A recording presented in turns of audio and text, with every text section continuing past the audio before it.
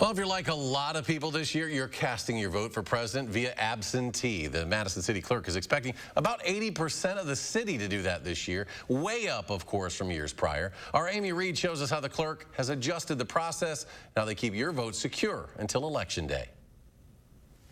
I just need to verify that it's signed and released and sealed. Perfect. This is the part of the process you do see. Staff with the clerk's office takes your ballot. Thank you very much.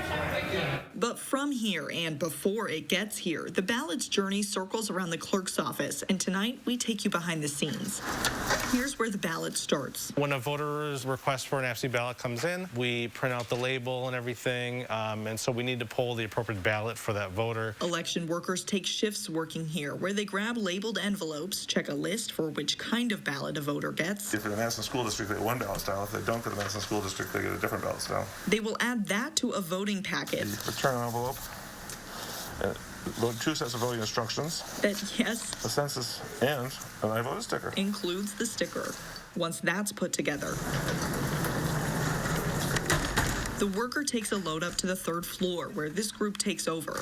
They already packed envelopes with everything but the ballot, but now they double-check the work from the room before and fold ballot after ballot into the envelope you see. It helps to have different hands doing different things, because if you do so much part of the process in one part, is you have the potential to sort of glaze over what's happening. Once the ballot packets are filled with the right ballot, they get sent to you. This part of the process we can't show, as a spokesperson for USPS said they're not giving tours of their facilities at this time. In part of his message to us, he shared, the Postal Service's #1 priority between now and Election Day is the secure, on-time delivery of the nation's election mail. We employ a robust process to ensure proper handling of all election mail, including ballots. This includes close coordination and partnerships with election officials at the local and state levels. So far, election officials have told us the mail has been working well.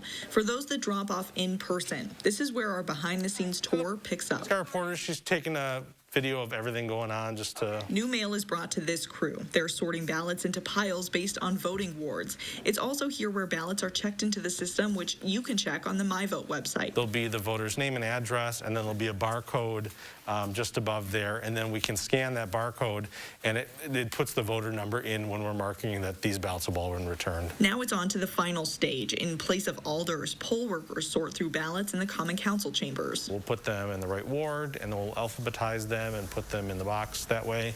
And then once the polling place is ready to be opened at 7 in the morning, they will already have these boxes of envelopes, and they can start processing absentees as soon as the polling place opens. When this room isn't staffed, the clerk's office assures it's secure. You have to have a key in order to get in this room. So when they get here in the morning, we have to let them into this room before anyone can access this room. He said these ballots will stay under lock and key until Election Day, and until then, you can wait or add yours to it by requesting an absentee ballot at myvote.wi.gov.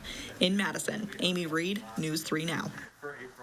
Wisconsin elections officials are reminding everyone to return their absentee ballots as soon as possible. So far, there are more than 3.5 million registered voters in the state. About a third of them have already requested those absentee ballots.